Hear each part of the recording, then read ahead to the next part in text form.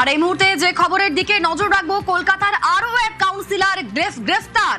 শ্লীলতাহানির অভিযোগে গ্রেফতার তৃণমূলের কাউন্সিলর। কলকাতার আরো এক কাউন্সিলরকে গ্রেফতার করা হয়েছে। গ্রেফতার তৃণমূলের কাউন্সিলর, তার বিরুদ্ধে শ্লীলতাহানির অভিযোগ রয়েছে।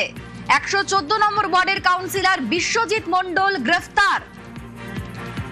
মহিলাকে হুমকি মারধরের অভিযোগ কাউন্সিলরের বিরুদ্ধে। 114 নম্বর ওয়ার্ডের কাউন্সিলর বিশ্বজিৎ মণ্ডলকে গ্রেফতার করা হয়েছে।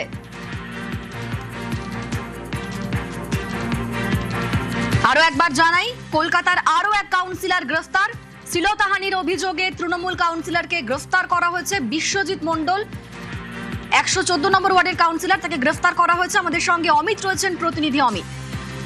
কলকাতা পুরসভার আরো একজন কাউন্সিলর 114 নম্বর ওয়ার্ডের কাউন্সিলর বিশ্বজিৎ মণ্ডলকে গ্রেফতার করলো রিজেন্ট পার্ক থানার পুলিশ। কি অভিযোগ তার বিরুদ্ধে? রিজেন্ট পার্ক থানা এলাকার একজন মহিলা বিশ্বজিৎ মণ্ডল 114 নম্বর ওয়ার্ডের কাউন্সিলর, তার বিরুদ্ধে মারধর শ্লীলতাহানির অভিযোগ এনেছেন। 2024 সাল থেকে 2026 সাল প্রায় 2 বছর ধরে বিভিন্ন সময়ে মহিলার শ্লীলতাহানি, এমনকি মারধর করা, হুমকি দেওয়া, এই ধরনের কিন্তু অভিযোগ রয়েছে বিশ্বজিৎ মণ্ডলের বিরুদ্ধে। রিজেন্ট পার্ক থানার দ্বারস্থ হন ওই মহিলা।